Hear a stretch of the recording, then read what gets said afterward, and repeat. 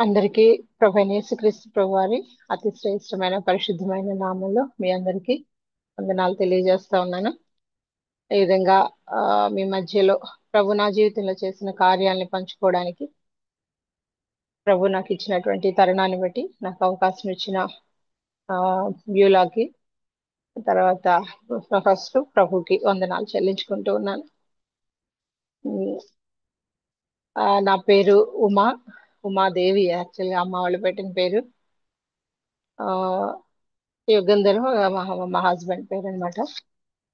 నేను ఒక మారుమూల మారుమూల పల్లెటూరులో, ఎక్కడ అంటే ఆంధ్రాలో, గుంటూరు దగ్గర ఒక ఊర్లో గుమ్మనంపాడు అనే గ్రామంలో నేను ఆ, జన్మించాను. అక్కడ పుట్టలేదండి, ఆ ఊరు అమ్మ అంటే అమ్మ నాన్న వాళ్ళది. నేను పుట్టింది అమ్మమ్మ వాళ్ళు రెండు వెల్లల చెరువు అని, ప్రకాశం డిస్టిక్.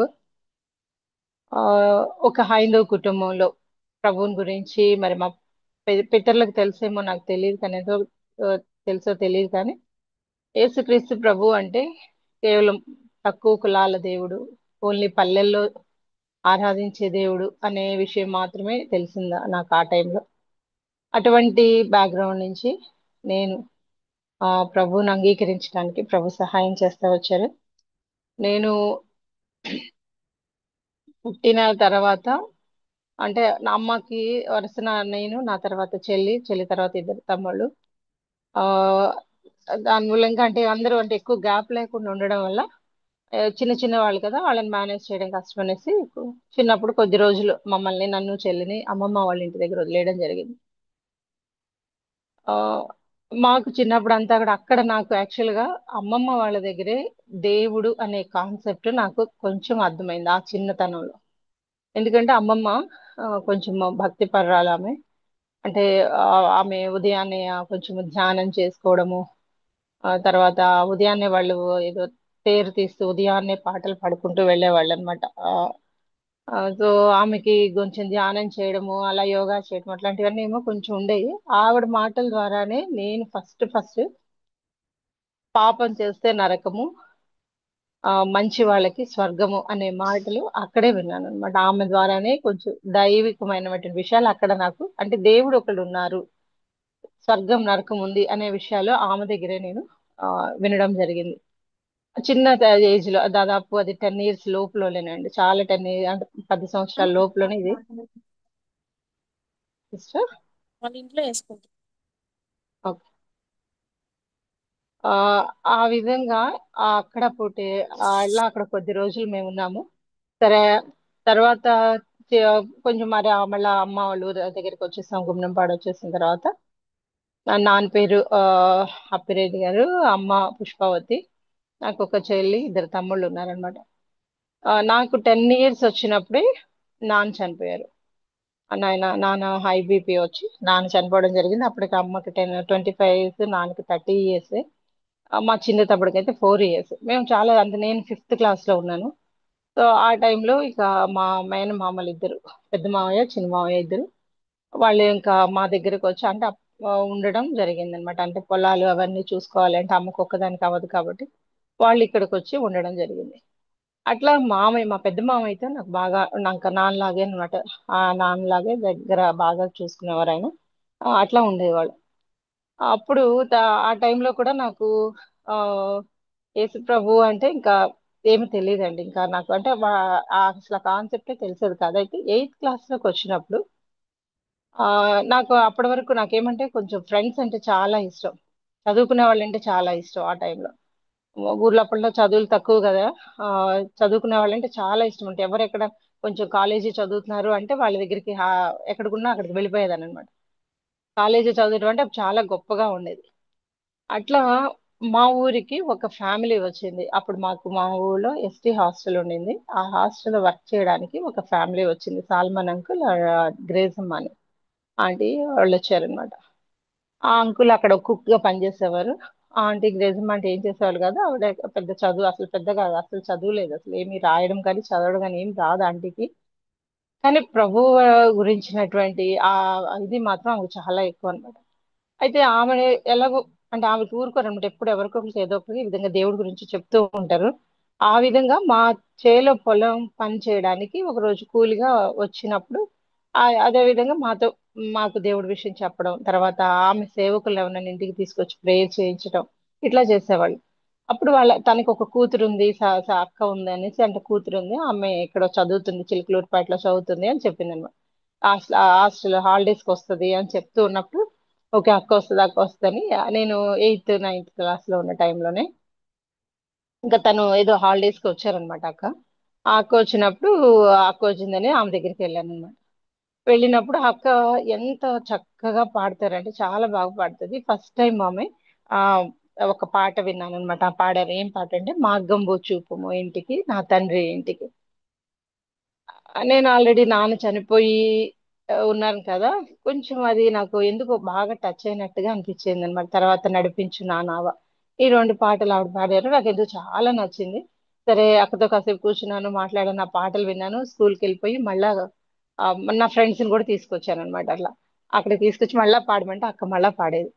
ఇట్లా అక్క లేకపోయినా కూడా వెళ్ళేదాన్ని. అక్క ఒకళ్ళు ఊరు వెళ్ళిపోయినా కూడా వాళ్ళ ఇంటికి వెళ్ళేదాన్ని, ఎందుకంటే నాకు అది ఎందుకు బాగా అట్రాక్టివ్ గా అనిపించింది. సరే వాళ్ళ ఇంటికి వెళ్ళినప్పుడు ఆంటీ ఏం చేసేవాళ్ళంటే, ఎవరు లేకపోయినా కూడా ఇంటి లోపలికి తీసుకెళ్లి చాపేసి కొంతసేపు నా కోసం ప్రేయర్ చేసి పంపించేవాళ్ళు. ఆ ఆంటీ నిజంగా, ఆమె ప్రార్థన కావచ్చు, ఆమె యొక్క విశ్వాసంతో చేసిన మరి ఆ ప్రార్థన కావచ్చు, మా కుటుంబాన్ని దేవుడు దర్శిస్తా వచ్చారు. ఆమెకు ఒక్క ముక్క చదువు రాదండి, ఓన్లీ పనికి మాత్రం. అంటే అంకుల్ అయితే తాగేసి తనకు వచ్చిన శాలరీ అంతా పాడు చేసేసేవాళ్ళు ఎప్పుడు. కానీ ఆమె మాత్రం ఎప్పుడు నవ్వుతూనే ఉండేది. ఇంట్లో ఒక తినడానికి కూడా ఉండేది కాదు వాళ్ళకి ఒక్కొక్కసారి. అలాంటి పరిస్థితుల్లో కూడా ఆంటీ ఎప్పుడు నవ్వుతూనే ఉండేవాళ్ళు అనమాట. చక్కగా ఎప్పుడు స్మైల్ ఫేస్, ఎప్పుడు దేవుడి గురించి మాట్లాడడం. ఆ తర్వాత ఆమె మంచి ఇదిగా ఉండేది. అమ్మకు కూడా యాక్చువల్ గా ఆ పొలంలో పనికి వచ్చినప్పుడు ఆ ఆమె పాడిన పాట ఏం పాట అంటే, ప్రేమ యేసుని ప్రేమ ఇది ఎవరు కొలవలేనిది, ఆ పాట పాడుతూ పనిచేస్తా ఉండేవాళ్ళంట. అమ్మ ఆ పాట విని ఆమె కూడా దర్శింపబడతా వచ్చింది. ఇట్లా ఆ ఆంటీ వాళ్ళ ఇంటికి వెళ్ళడం, ఆదివారం కూడా రమ్మనేవాళ్ళు. వాళ్ళ ఇంట్లోనే ఆదివారం కండక్ట్ చేసుకునేవాళ్ళు వాళ్ళు కొద్ది మందిగా కూర్చుని. ఆ, ఇంకా నేను కూడా ఆదివారం వెళ్ళిపోయేదాన్ని. నాకు అంటే వెళ్ళేదాన్ని, వాళ్ళతో పాటు కూర్చునేదాన్ని, వాళ్ళతో పాటు ప్రేయర్ చేస్తుంది, అవన్నీ నాకు ఏం తెలియదు, వాళ్ళతో పాటు కూర్చునేదాన్ని, వచ్చేసేదాన్ని. ఇట్లా ఆ కుటుంబంతో పరిచయం అయింది. అప్పుడు కొంచెం కొంచెం అంటే ప్రభు గురించినటువంటి సంపూర్ణమైన ఇది ఏం లేదు కానీ, బట్ అది ఒక ఆచారంగా ఏం చేశాను అప్పుడే ఎయిత్ నైన్త్ క్లాస్ లోనే ఏం పెట్టుకోవడం మానేసి బొట్టు తీసేసాను. తర్వాత అన్ని మెడలో వేసుకోవడం ఇట్లా అన్ని తీసేసాను అనమాట. అయితే మా హృదయంలో మార్పు మాత్రం ఏమీ లేదు. అలా జరుగుతూ వచ్చింది. నైన్త్ క్లాస్కి వచ్చినప్పుడు ఆ నాన్న చనిపోయి ఉన్నారని చెప్పాను కదా, నేను ఫిఫ్త్ లో ఉన్నప్పుడే. నైన్త్ క్లాస్కి వచ్చేటప్పటికి మా అమ్మమ్మ వచ్చారు. అప్పటి వరకు నాకు చదువు అంటే జస్ట్ స్కూల్కి వెళ్ళడం రావడమే, చదవడం కూర్చోవడం అసలు ఏం తెలీదు. అందులో పెద్దవాళ్ళ పిల్లలు అనేసి వాళ్ళు కూడా ఎవరు కూడా టీచర్స్ కూడా ఏమీ మమ్మల్ని కంపెల్ చేసేవారు కాదనమాట. వచ్చినా చదివినా చదవకపోయినా ఏం అనేవారు కాదు. నైన్త్ క్లాస్కి వచ్చినప్పుడు మా పెద్దవాళ్ళ ఆలోచన ఏంటంటే, అమ్మమ్మ ఎందుకు వచ్చారంటే, మా చిన్న మామయ్యని ఇచ్చేసి నన్ను ఇచ్చి చేసేస్తే, అప్పటికి నేను మెచ్యూర్ అయి ఉన్నాను కాబట్టి నన్ను ఇచ్చి చేసేస్తే చిన్న మామయ్య ఇక్కడే ఉండి పొలాలు చూసుకుంటారు, మా పెద్ద మామయ్య ఊర్లో అమ్మమ్మ వాళ్ళ ఇంటి దగ్గర చూసుకుంటారన్న వాళ్ళ ఆలోచనతో అమ్మమ్మ నన్ను ఇవ్వమని అడగడానికి వచ్చారనమాట ఊరికి, మా ఊరికి. అయితే నాకు చదువుకోవాలి, నేను చదువుకోవాలి అని నేను మొండికేశాను. నేను చేసుకొని, నేను ఇప్పుడు పెళ్లి చేసుకొని నేను చదువుకోవాలని. ఇక పెద్దవాళ్ళ దగ్గర నుంచి అందరూ, మా పెదనాన్నగారు అయితేనేమి అందరూ కూడా చాలా నన్ను ఒక విధంగా ఇంకా టార్చర్ లాగా అనమాట, ఒక మాటలతో టార్చర్ లాగా పెట్టేస్తే ఉంటే ఒక్కదాన్నే ఇంకా కష్టంలోకి అంటే ఆ చావిడి అని ఉంటది కదా, గేదెలు అవన్నీ కట్టేసి చాలా పెద్దగా ఉంటది, అక్కడికి వెళ్ళి ఒక్కదాన్నే పడుకుని నేర్చుకుంటా ఉండేదాన్ని. అసలు ఎవరికి చెప్పుకోవాలో ఏమీ తెలియదు. నాకంటే ఆ నైన్త్ క్లాస్ లో పెళ్లి నాకు ఇష్టం లేదు, చదువుకోవాలి. కానీ అప్పటి వరకు నాకు చదువు అంటే అసలు ఏమీ లేదు, నేను ఫెయిల్ అయ్యే క్యాండిడేట్ అనమాట. ఆ, అంటే ఏమి చదువు అసలు తెలీదు. అలాంటిది మరి ఇంక నేను పాస్ అవ్వడం కష్టం కదా. సరే నైన్త్ అయిపోయిన తర్వాత హాలిడేస్ లో ఇది. సరే అప్పుడు పెద్ద మావయ్య ఏమన్నారంటే, అందరూ అదేదో ఒకటి మాట్లాడుతున్నారు కానీ పాపం పెద్ద మావయ్య మాత్రం నన్ను ఏమి గట్టిగా ఏమి అనలేదు. సరే ఒక మాట అన్నారు, సరే నువ్వు టెన్త్ కనుక పాస్ అయిపోతే ఆ చదివిస్తాము, టెన్త్ కనుక ఫెయిల్ అయిపోతే మ్యారేజ్ చేసుకోవాలి తప్పదు అనేసి. ఇంకా అప్పటి నుంచి కూర్చుని చదవడం మొదలుపెట్టానండి. నేను చదవడం అని కాదు కానీ, ఆ, అదే టైంలో దేవుడు కూడా ఒక మా స్కూల్కి ఒక మాస్టర్ నడిచిందిగా వచ్చారు, శ్రీధరరావు మాస్టర్ అని. ఇంకా కొద్ది రోజులు ఆయన రిటైర్ అయిపోయే టైంలో ఆయన మా ఊరికి ట్రాన్స్ఫర్ చేశారు. ఆయన ఎంత కేరింగ్ అంటే చాలా కేర్ గా దగ్గర కూర్చోబెట్టుకొని చదివించడం అలా చేసి నాకు చాలా చక్కగా నేర్పిస్తా వచ్చారు. సరే ఎగ్జామ్స్ కి వెళ్ళాము. అక్కడ కూర్చుని ఒక్కదాన్నే చదువుకుంటా ఉండేదాన్ని. ఎగ్జామ్స్ కి వెళ్ళేటప్పుడు హాస్టల్, ఎగ్జామ్ కి వేరే ఊర్లో అనమాట సెంటర్ వెళ్తున్నప్పుడు మా అదే అక్క ఆంటీ వాళ్ళని చెప్పాను కదా, గ్రేసమ్మ ఆంటీ, ఆ, సరళక్క, వాళ్ళు నా కోసం ప్రేయర్ చేసి పంపించారు. నేను వెళ్ళిన తర్వాత కూడా వాళ్ళకి కన్నీటి ప్రార్థన చేశారంట. ఏదైతేనేమి ఆ, మా హెచ్ఎం అంతకు ఇంకొక హెచ్ఎం, ఇప్పుడు శ్రీధర మాస్టర్ కాకుండా ఇంకొక ముందున్న హెచ్ఎం ఏమనేవాళ్ళంటే, అమ్మాయి నువ్వు పాస్ కావు, నువ్వు పాస్ కావు అని చెప్తా ఉండేవాళ్ళు ఆయన ఎప్పుడు నన్ను. కానీ దేవుని మహాకృపను బట్టి ఆయన యొక్క ప్రణాళికలో ఉండడమో నాకు తెలియదు, కానీ నేను 35 మార్క్స్ తో 10th పాస్ అయ్యి బయటకు వచ్చాను. అప్పట్లో ఇన్ని మార్క్స్ అట్లా ఏమి ఉండేవి కాదండి, పాస్ అవుట్ గగనంలా ఉండేది. ఎట్లయితేనేమి ఓన్లీ 35 మార్క్స్, సైన్స్ లో 35 మార్క్స్ తో బయటపడ్డాను. ఇప్పుడు ఇంకా మ్యారేజ్ చేయరు కదా, సో ఇంటర్మీడియట్ కోసం ఇంత చదవడానికి ఎక్కువ ఇష్టం ఇష్టం లేదు చదివించడానికి. కానీ ఇంకా అమ్మాయి ఏం చేశారంటే వేరే వాళ్ళకి చెప్పి అప్లికేషన్, వేరే వాళ్ళ పిల్లలకి తెప్పిస్తుంటే ఇంటర్మీడియట్ కి అప్లికేషన్ తెప్పిస్తే నల్లవాడు సెయింట్ జోసెఫ్స్ కాలేజీలో అప్లై చేశాం. అయితే అక్కడ సీటు రావడం చాలా కష్టం, ఎందుకంటే అక్కడ రోమన్ క్యాథలిక్స్ కానీ ప్రొటెస్టెంట్స్ కానీ లేదా మంచి మెరిట్ ఉన్న వాళ్ళకి కానీ ఇస్తారు, క్రిస్టియన్ ఆర్గనైజేషన్ కాబట్టి. నా ఈ మార్క్స్ కి అసలు రాదన్నమాట. అయితే ఆ టైంలో మా తమ్ముళ్ళు చదువుకుంటున్న స్కూల్ హెచ్ఎం ఉన్నారు. ఆ, ఆవిడ ఏమంటే క్లారా సిస్టర్ అని ఉండేవాళ్ళు అనమాట. నాన్న చనిపోయారు కదా, అంతకుముందు పరిచయం వాళ్ళకి. కాబట్టి నాన్న చనిపోయిన తర్వాత ఆమె ఎప్పుడు ఆ తమ్ముళ్ళని చూడడానికి వెళ్ళినప్పుడు ఏం చెప్పేదంటే, వీళ్ళు చదివించకపోతే నా దగ్గరికి వచ్చే అమ్మాయి నేను చదివిస్తా అని చెప్తా ఉండేవాళ్ళు ఎప్పుడన్నా వెళ్ళినప్పుడు అట్లా. నవ్వుకుంటూ చెప్పేవాళ్ళు, వాళ్ళు చదివించకపోతే నువ్వు నా దగ్గరికి వచ్చే నేను చదివిస్తా అని. అది గుర్తొచ్చి అప్పుడు ఆమె దగ్గరికి వెళ్ళాం నేను అమ్మ. ఆమె దగ్గరికి వెళ్ళినప్పుడు ఇది పరిస్థితి అని చెప్తే ఆమె, ఆ, ఇప్పుడు నేను ఏ కాలేజ్ అయితే అప్లై చేశాను సెయింట్ జోసెఫ్స్ కి, ఆ ప్రిన్సిపల్ ఈవిడ ఫ్రెండ్ అంట, ఆమె లెటర్ రాసి ఇచ్చారనమాట. సో ఆమె లెటర్ ని బట్టి దేవుడు ఎవరెవరిని ఎలా వాడుకున్నారంటే, ఆ నిజంగా నేను అనుకుంటాను ఆ కాలేజెస్ లో సీట్లు రావడానికి రికమెండేషన్స్ చేస్తారు చాలా చాలా పెద్ద. ప్రభు కృపను బట్టి ఆ కాలేజీకి అక్కడికి వెళ్ళాను. ఫస్ట్ టైము నేను ఊరు అమ్మని వాళ్ళందరిని వదిలేశాను.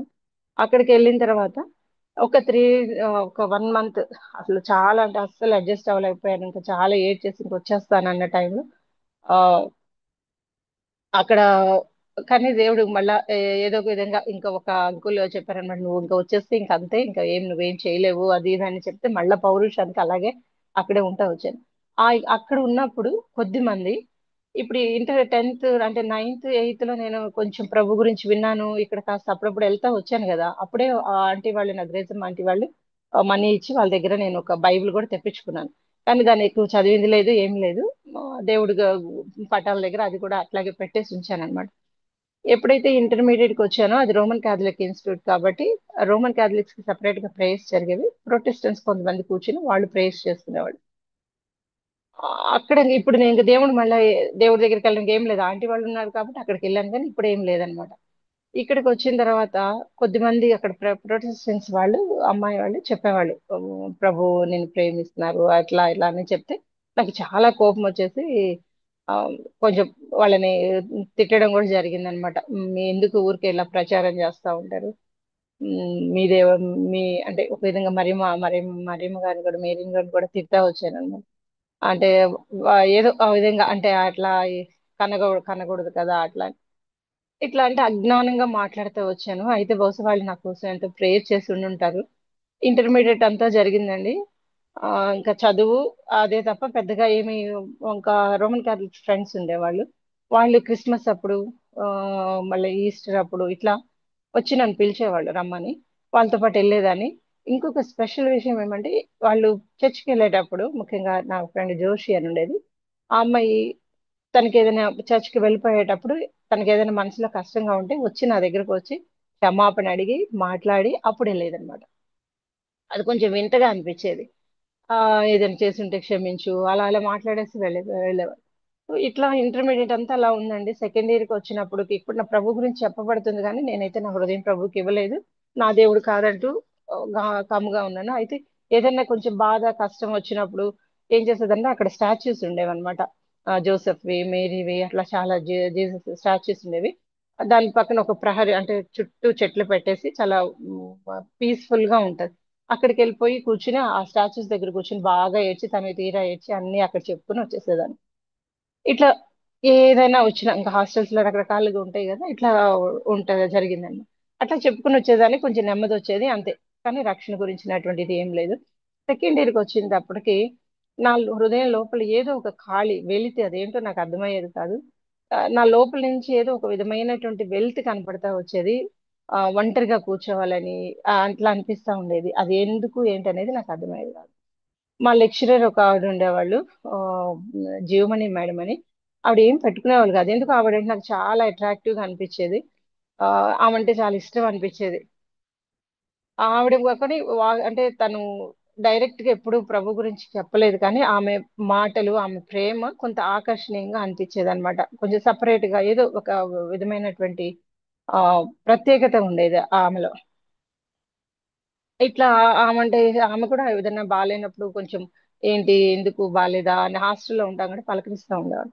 సో అట్లా ఇంటర్మీడియట్ అయిపోయిందండి ప్రభు కృపను బట్టి. ఇంటర్మీడియట్ పాస్ అయిపోయాను. డిగ్రీకి అప్పుడు కూడా పెద్ద చదువు ఏం లేదండి, మామూలే. ఎక్కడో 60 మెంబర్స్ లో ఎక్కడో ఉండేదాన్ని, అంత బాగా ఏమి చదివేదాన్ని కాదు, బట్ పాస్ మార్క్స్ అట్లా వస్తా వచ్చాను. డిగ్రీకి జేఎంజే కాలేజ్ తెనాలి జేఎంజేలో జాయిన్ అయ్యాను. అక్కడ కూడా దేవుడు వేరే ఒక కుటుంబాన్ని వాడుకుని అక్కడ జాయిన్ అవ్వడానికి సహాయం చేశారు. అక్కడ కూడా యాక్చువల్ గా నా మార్క్స్ కి సీట్ రాదు, అది కూడా సిస్టర్స్ కాలేజీ.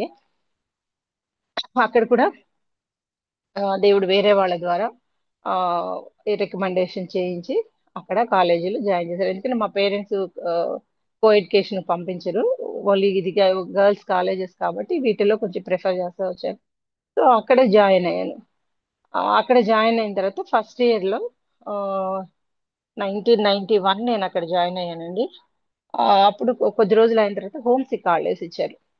ఈ హాలిడేస్ కు ముందే అక్కడ ఉన్నటువంటి మా సీనియర్స్ కొంతమంది కొన్ని బుక్స్ డిస్ట్రిబ్యూట్ చేస్తా ఉండేవాళ్ళు, ఇచ్చేవాళ్ళు ఊరికే పాస్ చేసుకుంటా ఉండేవాళ్ళు చదువుతూ.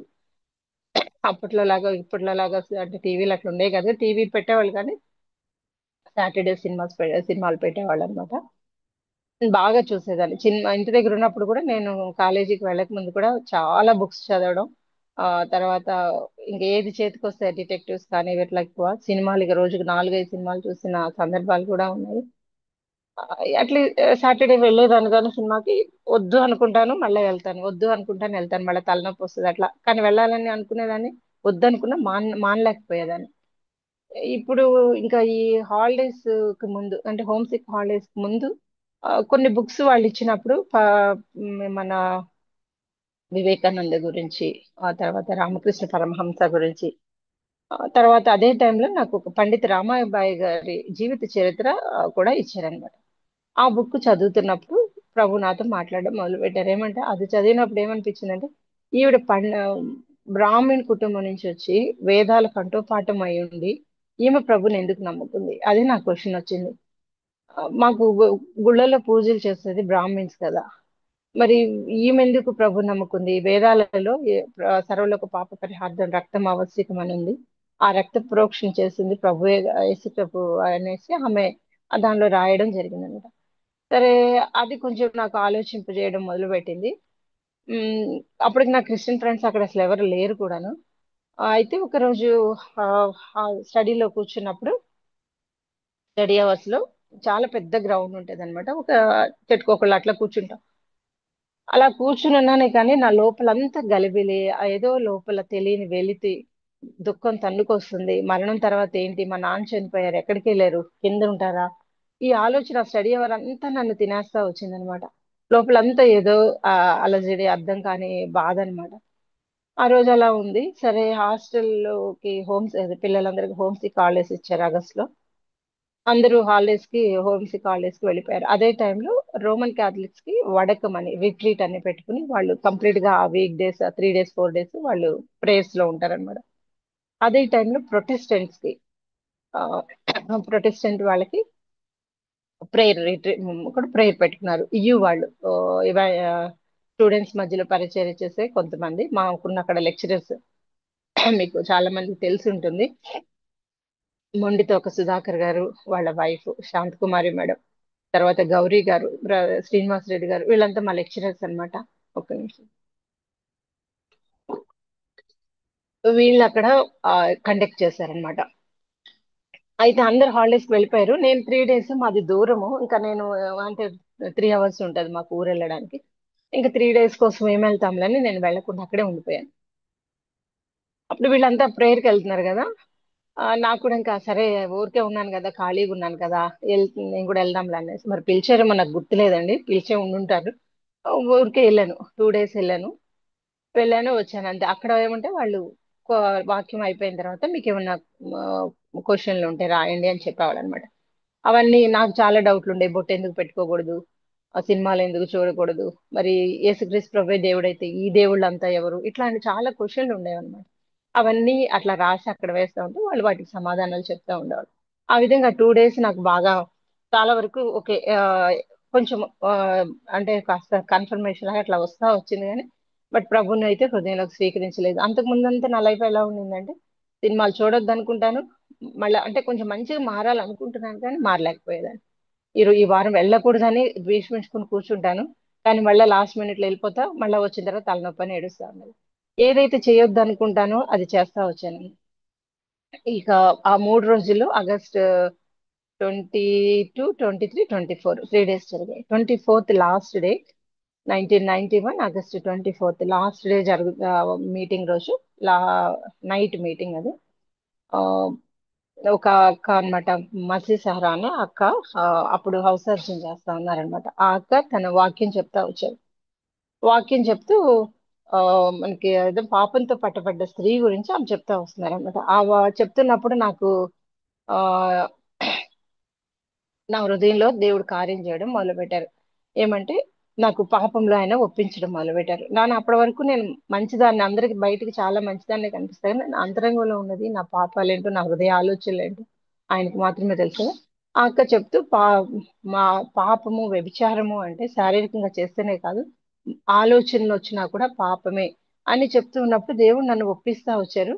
ఆ నాకుండేది అంటే, దేవుడి దగ్గరికి వెళ్ళాలంటే పరిశుద్ధంగా ఉండాలి. నేను పరిశుద్ధంగా ఎట్లా అవుతాను? కాబట్టి యేసుక్రీస్తు ప్రభు తన రక్తం ద్వారానే పరిశుద్ధంగా మనం మార్చబడగలం అని చెప్తున్నప్పుడు, నాకు చిన్నప్పుడు చేసినటువంటి పిన్నీసులు, ఒకసారి ఒక పెళ్లిలో, చిన్నప్పుడే ఒక పెళ్లిలో పిన్నీసులు కింద పడిపోతే ఆ పెళ్లి కూతురివి తీసేసుకున్నాను. వాళ్ళు నా చేతిలో చూసి, ఇవి అక్కడ దొరకలేదు, కనిపించలేదు, నీ చేతికి ఎక్కడికి వచ్చాయి మావి అంటే, లేదు లేదు మా మమ్మీ ఇచ్చేది అని చెప్పి, ఇలా చిన్న చిన్న ఫుడ్ దగ్గర అక్కడ ఇక్కడ చిన్న చిన్న దొంగతన, ఆ, ఒకళ్ళ ఇంట్లో జీసస్ బొమ్మ ఉంటే దొంగతనం చేసుకోవచ్చు. అసలు ఆ టైంలో అన్ని ఏంటి, చిన్నతో దాంతో సహా ప్రభు చూపించడం మొదలు పెట్టారనమాట. అన్ని జ్ఞాపకం వస్తా ఉన్నాయి, ఏమేం చేశాను, ఎవరెవరి మీద కోపడ్డాను, ఎంత అహంకారంగా ప్రవర్తించాను, ఇవన్నీ ప్రభు నాకు జ్ఞాపకం చేస్తా వచ్చినప్పుడు నా హృదయం లోపల నుంచి ఇంకా దుఃఖం తన్నుకొస్తా ఉంటే, కన్నీటితో అన్ని ప్రభు సన్నిధిలో ఒప్పుకుంటా వచ్చాను, ఇచ్చేసాను ఇచ్చేసాను. అయితే అక్కడి నుంచి అక్క చెప్తున్నారు, మీ పాపము మీరు ఒప్పుకుంటే ఆ ఆ, మీరు ఒప్పుకోవాలి అని చెప్తున్నారు అనమాట. చెప్తుంటే ఇంక అట్లా నా హృదయంలో వచ్చిన ఇదంతటికి ప్రభు సన్నిధిలో చెప్పి ఒప్పుకుంటా ఉన్నాను, ఏడుస్తా ఉన్నాను అలాగే. అయితే ఆ టైంలో నా మనసులో ఏమనిపించిందంటే, సరే నేను ఒప్పుకుంటాను, ఒప్పుకుంటే నన్ను క్షమించారని నాకు ఎలా తెలుస్తుంది అని నేను మనసులో అనుకుంటున్నానండి. ఇట్లా తలంచుకుని ప్రేయర్ చేస్తూనే, కన్నీళ్ళతో ప్రార్థన చేస్తూనే నా మనసులో నేను అనుకుంటున్నా. అక్కడి నుంచి అక్క అంటే, నా మాటకి ప్రభు విన్నట్లుగా వెంటనే అక్క ఏమనిందంటే, మనకు తెలుసు కదా, First John 1:9 ఏమనింది, ఒకసారి చదువుదామా. First John 1:9, మన పాపములను మనం ఒప్పుకొనిన ఎడల ఆయన నమ్మదగిన వాడు, నీతిమంతుడు గనుక ఆయన మన పాపములను క్షమించి సమస్త దుర్నీతి నుండి మనలను పవిత్రులుగా చేయను. ఈ మాట అక్క చెప్తా ఉంది. నాకు అంతకుముందు అంటే బైబిల్ తీసుకున్నాక నేను ఎప్పుడు చదవలేదు, ఎప్పుడు వినలేదండి ఇవేమి కూడా. ఇవి ఇంకా ఈ మాట చెప్తున్నప్పుడు దేవుడు నాతో స్పష్టంగా మాట్లాడుతూ వచ్చారు. ఆయన మనం నేను అడుగుతున్నాను కదా, నేను ఒప్పుకుంటే నాకు ఎలా తెలుస్తుంది ఆయన క్షమించాడా అని అనుకుంటున్నాను కదా మనసులో. అదే మాటకి ప్రభు ఆ ఆ అక్క ద్వారా ఆ విధంగా మాట్లాడుతూ వచ్చినప్పుడు నాకు ఇంకా చాలా షాక్ లాగా అనిపించింది అనమాట. అమ్మ, నేను నా లోపల అనుకుంది కూడా తెలుస్తుందా. అట్లా ఆ రోజు నేను ఇంకా నా పాపములన్నీ ఒప్పుకుని, ప్రభు నా హృదయంలోకి రండి అని చెప్పి నేను ప్రభుని ఆహ్వానించడం జరిగింది. ప్రభుని నా హృదయంలోకి ఆహ్వానించినప్పుడు నా హృదయంలోకి వచ్చిన నెమ్మది అది ఎప్పటికీ మర్చిపోలేండి. చెప్పనసఖ్యం మహిమాయుక్తమైన సంతోషం అంటారు కదా. అట్లాంటిది అది అది నేను ఆ రోజు అనుభవిస్తా వచ్చాను. ఆ ప్రభువులు ఆ రోజు నుంచి ప్రభువుని వెంబడించడం మొదలుపెట్టాను. తరువాత ఆ అంటే ఇంకా అప్పుడే కొద్ది కొద్దిగా అన్నమాట, ఇంకా చిన్నగా సినిమాలకి వెళ్ళడం మానేయడం, ఆ ప్రభు సహాయం చేస్తూ వచ్చారు. ఇంకా ప్రేయర్స్ కి వాళ్ళతో పాటు ప్రేయర్స్ కి అటెండ్ అవ్వడం, బైబిల్ రెగ్యులర్ గా చదవడం, ఆ తర్వాత ప్రేయర్స్ కి వెళ్తూ ఉండడం వల్ల చిన్నగా ప్రభులో ఫస్ట్ ఎదగడం మొదలుపెట్టాను. అంతేకాదు, హాలిడేస్ ఇస్తే నేను వెళ్ళేదాన్ని కాదు, ఇంటికి వెళ్ళేదాన్ని కాదు. 3 డేస్ 4 డేస్ అలా హాలిడేస్ ఇచ్చినప్పుడు వాళ్ళు మీటింగ్స్ పెట్టేవాళ్ళు, లీడర్షిప్ ట్రైనింగ్ అని, లేకపోతే డిసేబుల్షిప్ ట్రైనింగ్స్ అని. అలా అక్కడికి వెళ్ళిపోయేది అనమాట. ఆ మీటింగ్స్ కి మా లెక్చరర్స్ తో పాటు, వాళ్ళతో పాటు మా కొంతమంది స్టూడెంట్స్ అందరం కలిసి వాళ్ళతో పాటు వెళ్ళిపోయేదాన్ని. ఇంటి దగ్గర చెప్పేదాన్ని కాదు. అట్లా వెళ్ళిపోయి అక్కడ కొన్ని బుక్స్ కొనుక్కోవడం, అవి చదవడం. ఆ విధంగా నేను కొద్ది కొద్దిగా ఆత్మీయంగా ఎదగడానికి, ముఖ్యంగా వాళ్ళ పరిచర్య నన్ను చాలా స్ట్రెంగ్తన్ చేస్తా వచ్చింది. ఎందుకంటే నాకు అసలు ఏమీ తెలీదు. అసలు ఏంటి దేవుడు ఏంటి, ఎందుకు ఆయన గొప్పవాడు, ఇవన్నీ కూడా నేను అక్కడే నేర్చుకుంటా వచ్చాను. తర్వాత ఎలా సువార్త చేయాలి, ఇవన్నీ కూడా అక్కడ నేర్పిస్తా వచ్చారు. సరే అట్లా నా స్టడీస్ లో కూడా ప్రభుని అంగీకరించిన తర్వాత, నేను చాలా యావరేజ్ స్టూడెంట్ అని చెప్పాను కదా. ఇంటర్మీడియట్ లో నా క్లాస్మేట్స్ డిగ్రీ కూడా ఇక్కడ వచ్చారు. ఇంటర్మీడియట్ లో ఫస్ట్ ర్యాంక్ హోల్డర్స్ డిగ్రీలో నా క్లాస్మేట్స్ ఉన్నారు. అయితే ఇక్కడికి వచ్చిన తర్వాత ప్రభు నిజంగా ఎంతగా అంటే ఆశీర్వదిస్తూ వచ్చారో. ఆ, ఆ, అన్ని విషయాల్లో అంటే నేను బిఏ ఎకనామిక్స్, బిఏ చేసినప్పుడు ఎకనామిక్స్ ఉండే. ఆ ఎకనామిక్స్ లో ఎప్పుడు క్లాస్ ఫస్ట్ వస్తా ఉంటే, ఇంటర్మీడియట్ లో నాతో పాటు ఆ, చదివిన అమ్మాయి, అంటే ఇంటర్మీడియట్ లో ఎప్పుడు ఫస్ట్ ర్యాంక్ హోల్డర్ అమ్మాయి నా దగ్గరకు వచ్చి, నువ్వు అంతకు ముందు అలా చదివేదాన్ని కాదు కదా, ఇప్పుడు ఎట్లా నీకు వస్తున్నాయి, ఒక్కసారి కూడా నేను బీట్ చేయలేకపోతున్నానని అడిగింది అనమాట. రవ్వే నాకు సహాయం చేస్తున్నారని చెప్పారు. నిజంగా ఆ విధంగా స్టడీస్ లో నాకు అసలు చదువు అంటే సరిగ్గా రాని నేను, ప్రభు అక్కడ నిలబెట్టుకుంటూ సాక్షార్థంగా ఉంచుతూ వచ్చారు. తర్వాత నిజంగా ఆ అమ్మాయి కూడా యాక్చువల్ చాలా సార్లు నాకు ఆ క్లాస్ లో కూర్చున్నప్పుడు పౌలు గురించి అలా చెప్తూ వచ్చేది. ఆ, వాళ్ళు కూడా రోమన్ క్యాథలిక్స్ అనమాట, చెప్తా వచ్చేది. ఇట్లా కొన్ని ఫ్రెండ్స్ ద్వారా కూడా కొంత ఎంకరేజ్ చేయబడ్డం. ఆ స్టడీస్ లో కూడా ప్రభు ఒక last final degree first year లో హిస్టరీలో ఒక సిల్వర్ మెడల్ ఇవ్వడం. ప్రతి దానిలో ఏదో ఒక ప్రైజ్ ప్రభు అట్లా ఇస్తా వచ్చానంటే, ఈ విధంగా స్టడీస్ లో కూడా నేను ఇంప్రూవ్ చేస్తా వచ్చారు. ఆత్మీయంగా కూడా నేను అక్కడ బలపరచబడతా వచ్చాను అనమాట. అక్కడ డిగ్రీ అయిపోయింది. తర్వాత ఆ బీఈడికి జాయిన్ అవ్వడానికి, బీఈడికి సీట్ రాలేదని పీజీ చేయడానికి విజయవాడ మేరీ స్టెల్లాకి లో జాయిన్ అయ్యాను అనమాట. అది కూడా ఆ జాయిన్ అయిన తర్వాత మాకు తెలిసింది ఏమంటే, 2 ఇయర్స్ కోర్సు 1 ఇయర్ లోనే కంప్లీట్ చేయాలి అనేది. జాయిన్ అవ్వకముందు తెలియలేదు, జాయిన్ అయిన తర్వాత తెలిసింది అది. సరే ఏదైతేనేమి, అక్కడ కాలేజీలో జాయిన్ అయిన తర్వాత అక్కడ కూడా ఒక ప్రేయర్ గ్రూపు, అక్కడ కొద్ది మందికి ఆ, ప్రభు అక్కడ కూడా కొద్ది మంది ఆత్మల రక్షణ కొరకు, చిన్న పిల్లలు స్టూడెంట్స్ ఉంటారు కదా, జూనియర్స్ ఉంటారు, డిగ్రీకి వచ్చిన వాళ్ళు ఉంటారు, మేము పీజీ కాబట్టి హాస్టల్లో జాయిన్ అయ్యేటప్పుడే ప్రభు అక్కడ నాకు ఇచ్చిన భారం ఏమంటే, వాళ్ళు హాస్టల్లోకి వచ్చేటప్పుడు ఏడ్చుకుంటూ వస్తారు కదా, వాళ్ళని వెళ్ళి పలకరించి వాళ్ళని కొంచెం కంఫర్ట్ చేసి మా రూమ్కి తీసుకెళ్ళి మాట్లాడి వాళ్ళకి ఏం కావాలో చూసుకుని అట్లా చేస్తూ ఉండేవాళ్ళం అన్నమాట. ఆ విధంగా వాళ్ళు మా రూమ్కి రావడము, కొంచెం వాళ్ళకి కూడా దేవుడి గురించి చెప్పడము, ఆ విధంగా కొద్ది మందిని ప్రభు దగ్గర నడిపించడానికి అక్కడ దేవుడు వాడుకుంటూ వచ్చారు. ఒకసారి అక్కడ జరిగిన ఒక చిన్న, సరే ఆ, చెప్తాను ఒక చిన్న సంఘటన. ఏమైందంటే, ఆ ఒక రోజు నాకు హెల్త్ బాగాలేదు, ఎగ్జామ్ ఉండింది. అయితే ఎగ్జామ్ రాయడానికి మాత్రమే వచ్చాను, ఆ రోజంతా రాలేదన్నమాట, అంటే హాస్టల్లో ఉండిపోయాను. ఎగ్జామ్ ఉంది కాబట్టి మధ్యాహ్నం వచ్చి ఎగ్జామ్ రాసి వెళ్దామని వచ్చాను. ఆ వచ్చి ఎగ్జామ్ రాసి వెళ్ళిపోయిన తర్వాత ఆ మేడం కి చూసి మార్నింగ్ రాలేదు అని చెప్పేసి ఆమె ప్రిన్సిపల్ కి కంప్లైంట్ చేశారు. అప్పుడు నన్ను హాస్టల్ నుంచి పిలిపించారు అనమాట మేడం. ఒక్క నిమిషం, 9:50 వరకు సిస్టర్. హలో. చెప్పండి సిస్టర్, చెప్పండి. 9:50 వరకు కదా. 9:50, 55 అట్లా టైం. Okay okay. ఆ, అప్పుడు ఇంకా నేను ఆవిడ పిలిపిస్తే చెప్పాను, "ఓ, ఇట్లా సంగతి హెల్త్ బాగాలేదు, కానీ ఎగ్జామ్ ఉంది కదా, అందుకే బంక్ చేయడం ఇష్టం లేక వచ్చాను సిస్టర్" అని చెప్పాను అన్నమాట. సరే ఇంకా ఆవిడ వదిలేశారు. కానీ ఆవిడకి ఆ కోపం అలా పెట్టేసుకుని ఆవిడ ఏం చేశారంటే, ఆ లెక్చరర్ నేను రాసిన ఎగ్జామ్ పేపర్స్ లో ఒకటి కంప్లీట్ గా రాయకుండా ఒక హాఫ్ రాశాను అనమాట. ఆ పేపర్స్ నా చించేసి నా మొహాన్ని ఇసిరి కొట్టారు క్లాస్ రూమ్ లో. ఆ చాలా బాధ వేసేసి ఏడ్చేసి ఇంక నేను వెళ్ళిపోతానని, ఇంక నేను ఉండను హాస్టల్ అనేసి వెళ్ళిపోదాం అనేసి డిసైడ్ అయిపోయా.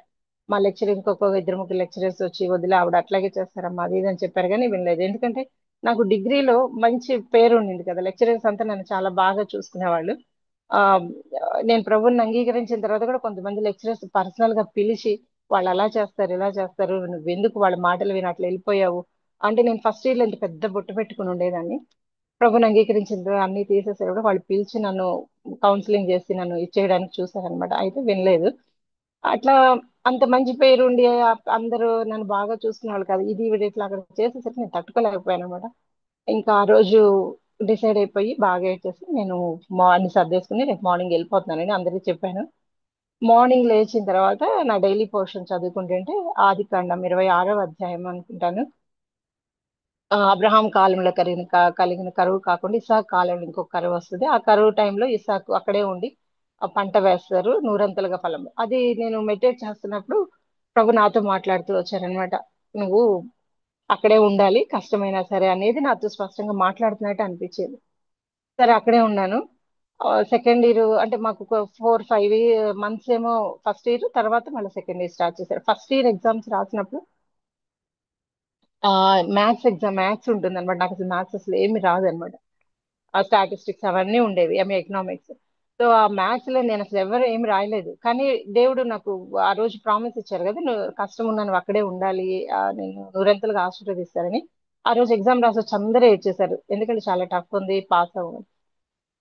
నాకేమో ఏడుపు రాలేదు కానీ కానీ నా యొక్క స్టడీస్ అంతట్లో కూడా ఆ ఫస్ట్ ఇయర్ ఒక్కటే నాకు 60% అండి. ఫస్ట్ క్లాస్ మార్క్స్ ఆ ఒక్క ఇయరే ఉండింది నా మొత్తం మీద. ఇక అన్ని సెకండ్ క్లాస్ మార్క్సే ఉంటాయి ప్రతి దగ్గర. ఆ ఒక్క ఇయర్ మాత్రమే 60% ఫస్ట్ క్లాస్ లో పాస్ అవుతా వచ్చాను. ఈ దేవుడి మహాకృపను బట్టి అట్లా అక్కడ దేవుడు అలా మాట్లాడుతూ వచ్చారు. సరే డిగ్రీ పీజీ అయిపోయింది, తర్వాత బీఈడికి సెయింట్ జోసెఫ్స్ అక్కడ కాలేజీలో జాయిన్ అయినా. అక్కడ కూడా కొన్ని పరిచర్యలలో పరిచయం అంటే ఆ మీటింగ్స్ అక్కడ కూడా కొంతమంది గ్యాదర్ అయ్యి ప్రేయర్ చేస్తుండేవాళ్ళు, వాళ్ళ మధ్యలో ఉండి ఆత్మీయంగా కొంచెం ఎదగడం జరిగింది. తర్వాత మాకు బయటికి హాస్టల్కి నుంచి బయటికి వెళ్ళడానికి ఉండదు. అయితే బీఈడీలో ఉన్నప్పుడు కొంచెం అప్పుడప్పుడు వెళ్ళేదాన్ని అనమాట, చర్చ్కి వెళ్ళేదాన్ని. వెళ్ళేసి ఆ, అంటే మాకు ఫ్రెండ్స్ ఉండేవాళ్ళు కాబట్టి అక్కడికి వెళ్ళి వాళ్ళ ఇంట్లో భోజనం చేసి హాస్టల్కి వచ్చేవాళ్ళం. అలా అయితే హాస్టల్ భోజనం ఉండేది కాదన్నమాట చర్చ్ నుంచి వచ్చేటప్పటికి. సో ఇట్లా కొద్ది రోజులు అలా జరుగుతూ వచ్చింది. సరే బీఈడీ అయిపోయిన తర్వాత మా పేరెంట్స్ దగ్గర నుంచి ఇంక ఒత్తిడి రావడం మొదలుపెట్టింది, మ్యారేజ్ ఎట్లాగూ ఇప్పుడు నువ్వు ఇట్లా మనలో ఎవరు దొరుకుతారు అని అంటే, దొరికితే దొరకపోతే ఏం కాదు కానీ ప్రేయర్ చేసుకునే వాళ్ళని చేసుకుంటానని కరాఖండిగా చెప్పేశాను అనమాట. ఇక ఇంటికి వెళ్తే ఎక్కడ వీళ్ళు పెళ్లి చేసేస్తారు అనేసి బీఈడి ఎగ్జామ్స్ అవ్వగానే మా ఫ్రెండ్ దగ్గరికి వెళ్ళి ఎక్కడైనా టీచర్ గా దొరుకుతుందేమో అని అట్లా ట్రై చేసాము. ఇంకా అటు ఇటు కాని టైంలో అప్పుడు ఏమి దొరకలేదు అనమాట.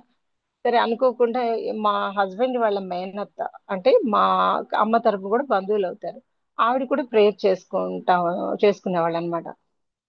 సో ఆమెను చూసిన తర్వాత కూడా నాకు కొంచెం ధైర్యం వచ్చింది. ఏమంటే ఓకే మనలో కూడా ఇలా ఉన్నారా అనేసి ధైర్యం వచ్చింది. సో ఆ విధంగా వాళ్ళ ఆ బంధువులు అంటే మా హస్బెండ్ వాళ్ళ మేనత్త గారికి ఆలోచన వచ్చింది అంటారు, ఎక్కడెక్కడో వెతుకుతున్నాం కదా. ఆ, అప్పుడు మా హస్బెండ్ కి బీఫార్మసీ అయిపోవడం, నాకు బీఈడి అయిపోవడం ఒకేసారి కాబట్టి ఇక్కడే చూస్తే బాగుంటది కదా అని వాళ్ళు మాట్లాడుకున్నారు అనమాట. దీనికి ముందు ఒకటి నా బ్యాప్టిజం గురించి కూడా చెప్పాలి. 1993లో నేను అదే ఫైనల్ ఇయర్ అయిపోతుంది బయటకు వచ్చేస్తా కదా డిగ్రీ నుంచి, జేఎంజే నుంచి. సో ఆ టైంలో బ్యాప్టిజాలు కూడా అనౌన్స్ చేశారనమాట మా ప్రేయర్ గ్రూప్ లో మేడం వాళ్ళు. అప్పుడు నేను ఇంకా ఇంటికి వెళ్తే నన్ను ఎలాగో తీసుకొనివ్వరు. ఇంటికి వెళ్తే ఇంక నాకు చర్చ్ ఉండదు అనమాట, బయటికి ఎక్కడికి వెళ్ళనివ్వరు. ఏమైనా ఇంటి మీద ఓపెన్ ప్లేస్ లో పడుకుని పల్లెల్లో నుంచి వచ్చే ఆ మైక్ నుంచి వచ్చే వాక్యాలు వినడం, రేడియో ఎక్కువగా రేడియో వాక్యం కూడా అప్పుడు ఆర్ఆర్కే మూర్తి గారివి, ఆ, జోషి అంకుల్వి ఈ మెసేజెస్ కూడా చాలా బలపరుస్తా వచ్చినాయి. అవి మాత్రమే వినేదాన్ని, ఇంకా చర్చ్ ఉండేది. అందుకని ఎక్కువ హాస్టల్ నుంచి ఇంటికి వెళ్ళడానికి ఇష్టపడేదాన్ని కాదనమాట. సో ఇంక ఇంటికి వెళ్తే నన్ను ఎలాగో బ్యాప్టిజం తీసుకుని ఎవరన్న ఉద్దేశంతో బ్యాప్టిజానికి నేమ్ ఇచ్చేసాను.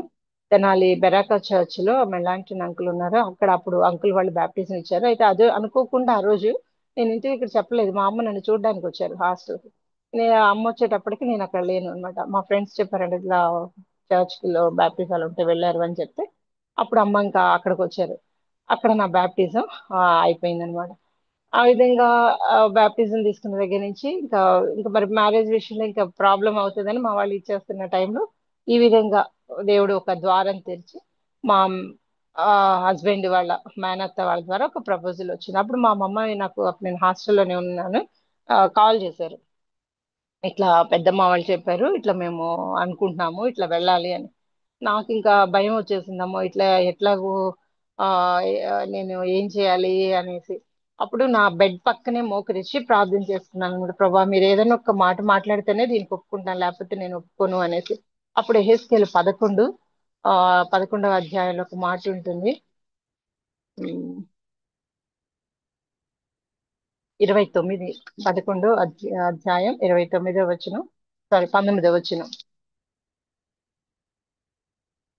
రాతి గుండెను తీసివేసి మాంస గుండెను మీకు ఇస్తానని ఉంటుంది కదా. 19, వారు నా కట్టడలను నా విధులను అనుసరించి గైకొన్నట్లు నేను వారి శరీరంలో నుండి రాతి గుండెను తీసివేసి మాంస గుండెను వారికి ఇచ్చిస్తాను, వారికి ఏక మనసు కలిసి కలుగజేసి వారిని నూతన ఆత్మ పుట్టింతు అనే మాట ఇచ్చారనమాట. అంటే ఆ చాప్టర్ మొత్తము లో ఒకటే ఏంటి వాగ్దానం ఉంది. ఇద్దరేనా? అదొ- మేమిద్దరమేనా? అదొక్కటే వాగ్దానం ఉండింది. ఇస్తే ఇక్కడ సరే అది అయిపోయింది. సరే ప్రభు, ఇది సరే ఇది ఏమన్నా ప్రభు చిత్తమా అని అట్లా అనుకుంటా ఉన్నాను అనమాట. తర్వాత మళ్ళా ఇంకొక 10-15 డేస్ ఫస్ట్ టైం వెళ్ళేది మాట్లాడేసి వచ్చారు. మళ్ళా మేము ఊరికి వెళ్తున్నాము, వాళ్ళ ఊరు వెళ్తున్నాము అని చెప్పారనమాట. అప్పుడు మాకు ఒక చాపల్ లాగా ఉంటుంది, అంటే రోమన్ క్యాథలిక్స్ ఒక ప్రేయర్ రూమ్ లాగా ఉంటది కదా, అక్కడికి వెళ్ళిపోయి రూమ్ లో కూర్చుని ప్రభు దగ్గర మాట్లాడుతూ వచ్చింది. ప్రభా మరి మళ్ళా వీళ్ళు చెప్తున్నారు వెళ్తానంటున్నారు, ఇది కన్ఫర్మ్ చేస్తారేమో, నాకు భయంగా ఉంది, వాళ్ళు ప్రేర్ చేసుకుంటారు లేదా అని చెప్పినప్పుడు ప్రభు ఆ, అదే సేమ్ ప్రామిస్ అండి. అది ఎట్లా చదివిందో నాకు తెలియదు కానీ అది నా డైలీ పోర్షన్ కూడా మరి అదే అయింది. అదే నేను చదివిన రోజు దానిలో నుంచి ఈ ప్రామిస్ ఇచ్చారు. ఏమంటే 36:29, 36 ఎహెజ్కేలు 36,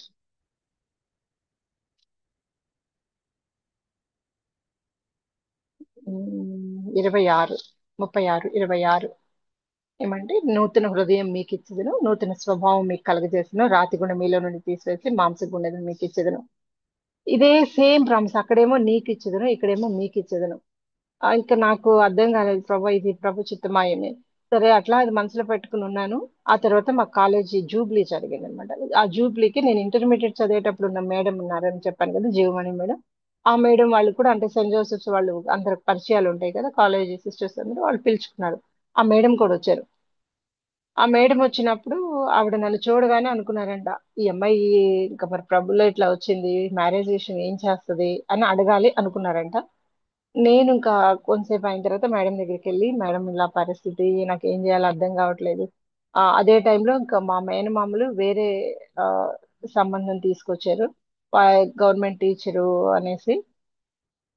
ఆ అక్కడ హిందూస్, వాళ్ళు గవర్నమెంట్ టీచరు, ఒప్పుకోండి బంధువులే తెలిసిన వాళ్ళు అది ఇది అని. ఇప్పుడు ఈ వీళ్ళది ఒకటి, అంటే మా హస్బెండ్ వాళ్ళది ఒకటి.